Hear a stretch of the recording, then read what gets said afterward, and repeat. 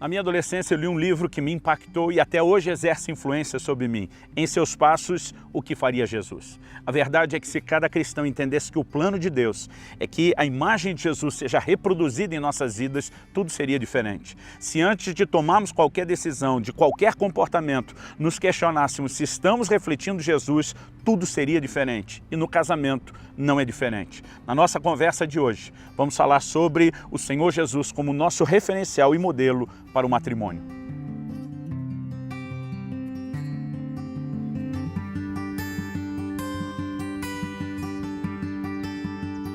Estamos na terceira e última mensagem da série O Cordão de Três Dobras. Falamos que Eclesiastes afirma que é melhor ser dois do que um. E mostramos que quando dois se unem e vivem aquilo que Deus espera no relacionamento, estamos aplicando esse texto no casamento, embora ele não se limite só a isso.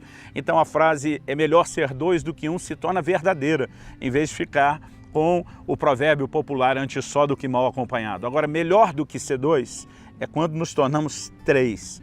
E a terceira dobra do casamento, obviamente, é Deus. Não estamos falando, em hipótese alguma, de um triângulo amoroso, nem dos filhos. Estamos falando da participação de Deus. Mostramos na primeira palavra da série que Deus quer ser parte do compromisso do casal. Na segunda mensagem da série, falamos que Deus quer ser a fonte de intervenção para o casal.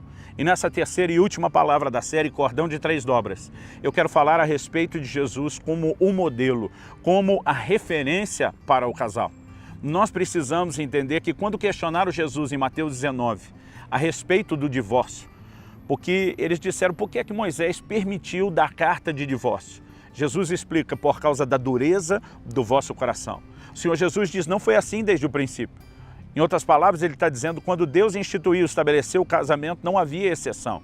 O Senhor Jesus deixa claro, não será assim daqui para frente. Então ele diz, houve um tempo de exceção durante a lei de Moisés, período no qual nós não estamos mais.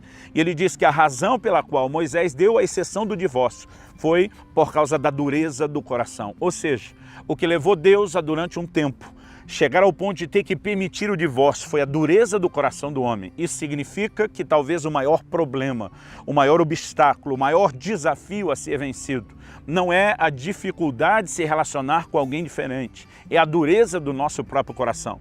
É a inclinação à natureza egoísta, que pensa sempre primeiro em si, em vez de pensar primeiro nos outros, que está sempre tentando levar o melhor ou buscar vantagem, que está sempre pensando mais na realização pessoal do que necessariamente naquilo que envolva os outros. Então, se esse é o que nós podemos classificar, e de acordo com as palavras de Jesus eu entendo que nós podemos fazer isso, se o coração duro é o que nós podemos classificar como o maior problema, então nós precisamos entender que para ter um casamento protegido, abençoado, que dure, que resista, nós precisamos lidar diretamente com esse problema.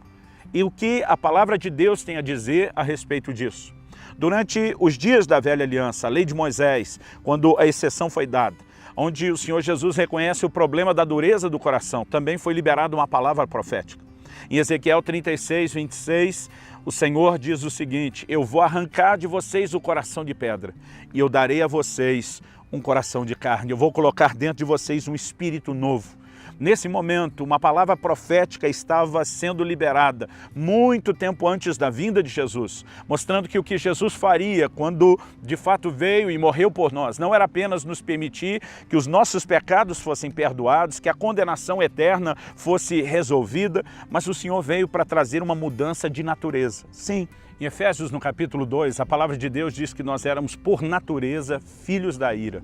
Ou seja, o Senhor Jesus veio tratar com a nossa natureza e não apenas com os nossos atos pecaminosos. O Novo Testamento nos ensina que Deus nos fez participantes da sua própria natureza.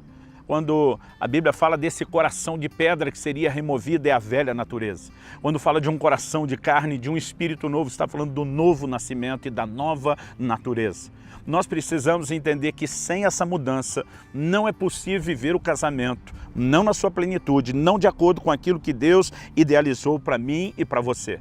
Nós precisamos entender que a única forma de fato, conseguirmos que isso funcione é se em vez de vivemos de forma carnal, cada um disputando seus interesses, em contínuas brigas, disputas, ameaças verbais, nós precisamos entender que a única forma de viver o casamento é se nós agimos como Jesus também agiu. Quando falamos de tê-lo como referência, eu me lembro de uma ilustração que meu pai dava quando eu ainda era bem novo. Eu dizia, pense num triângulo. Na base desse triângulo, nas duas pontas, imagine o marido de um lado, a esposa do outro. Na ponta, no alto do triângulo, imagine Deus. Ele diz, quanto mais os dois vão se aproximando de Deus, mais parecidos ou próximos eles ficam um do outro. Aliás, meu pai costumava usar a seguinte frase: se duas coisas se tornam semelhantes a uma terceira, forçosamente elas serão parecidas entre si. Acredito que o que nos ajudaria a lidar com as diferenças, que são muitas, entre marido e mulher, temperamento, escola de criação, é se nós nos tornamos cada vez mais semelhantes a Jesus. E se olhamos para o comportamento de Jesus, a palavra nos mostra como ele se doou pela sua igreja, como ele se sacrificou pela igreja. Tanto que, escrevendo aos Filipenses, Paulo diz, tende em vós o mesmo sentimento que houve também em Cristo Jesus, o qual, subsistindo na forma de Deus, não teve por usurpação ser igual a Deus, mas esvaziou-se a si mesmo, assumiu a forma de servo. A palavra de Deus fala de um sacrifício, de uma doação que deve ser imitada, que nós devemos ter não só o comportamento, mas o sentimento que houve em Cristo, que o levou ao comportamento. Qual foi o sentimento? O sentimento foi um sentimento de amor, foi um sentimento de renúncia, de entrega baseado no amor que ele nutria por cada um de nós. A disposição de ver esse relacionamento funcionar o levava a um alto nível de sacrifício. E é isso que nós precisamos entender e compreender. É isso que nós precisamos praticar dentro do casamento. Se queremos a terceira dobra, que é a participação do Senhor, nós precisamos que ele seja não apenas parte do compromisso e não só fonte de intervenção, mas nós precisamos que ele seja a referência, que ele seja o modelo. Imagine se a única competição que a gente encontrasse num casal fosse a competição de quem se torna mais parecido com Jesus, de quem se entrega mais ao relacionamento, de quem se devota mais ao outro. Com certeza, nossos relacionamentos seriam muito diferentes. Muitas vezes nós estamos querendo que Deus intervenha para operar um milagre financeiro no momento de falta, mas não deixamos Deus intervir no nosso comportamento. Imagine se nós andarmos de acordo com o modelo que Jesus nos deixou. Imagine se nós vivemos o seu ensino. O Senhor Jesus disse, se alguém te ferir na face, dá outra em vez de revidar. Se te obrigarem a caminhar uma milha, vá a segunda. O Senhor disse, até num caso onde envolvendo sua túnica e a sua capa, quiser um, entrega também o outro. Em outras palavras, ele estava falando sobre a bênção de ceder, de não viver apenas em disputa. Isso pode soar até mesmo como uma loucura, e eu diria que é muito parecido com isso. Aliás, a Bíblia diz em 1 Coríntios 2,14 que o homem natural não entende as coisas do Espírito e para eles são loucura. Para a maioria das pessoas que querem se governar de acordo com a natureza carnal, de acordo com seus próprios impulsos, ceder é contrário à natureza. Parece absurdo. Mas o que eles não percebem é que quando estão lutando só pelos seus direitos, e o casamento deveria nos fazer enxergar mais do que o direito que cada um de nós tem, porque nós também temos deveres.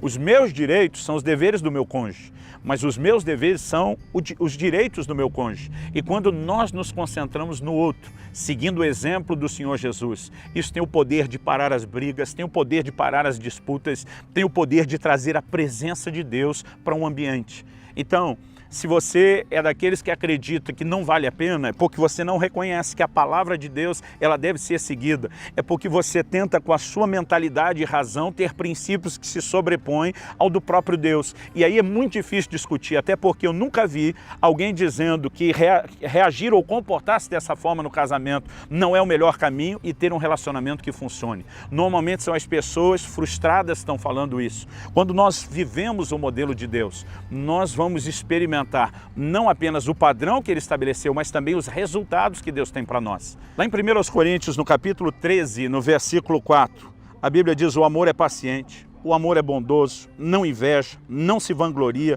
não se orgulha, não maltrata, não procura seus interesses, não se ira facilmente, não guarda rancor. O amor não se alegra com a injustiça, mas se alegra com a verdade. Tudo sofre, tudo crê, tudo espera, tudo suporta. Esse é o amor que o Senhor Jesus manifestou. Se nós seguimos o modelo de amor de Jesus, e o mesmo modelo que nos é apresentado através do exemplo de Jesus, também nos é ordenado aqui em 1 Coríntios 13. O amor é paciente, o amor é bondoso. Imagina uma competição de paciência, uma competição de bondade. A Bíblia diz que ele não procura os seus interesses. Imagina cada um de nós nos doando pelo melhor do outro. Na verdade, quando Jesus se torna um modelo de comportamento, quando ele se torna a referência do casal, quando a conduta é pautada por aquilo que é o padrão de Deus. Qual é o grande sonho de Deus para cada um de nós? A Bíblia diz em Romanos 8:29 que Deus nos predestinou para que nós fôssemos conformes à imagem de seu Filho Jesus. 1 de João 2,6 diz: se alguém diz estar nele, deve andar como ele também andou. 2 Coríntios 3,18 diz que o Espírito Santo nos transforma de glória em glória na imagem do Senhor Jesus. Se nós nos permitimos ser moldados na imagem de Jesus e abraçarmos o seu padrão de comportamento, de trato, não há como não ver o casamento funcionar. O problema é que a maioria de nós prefere o coração duro.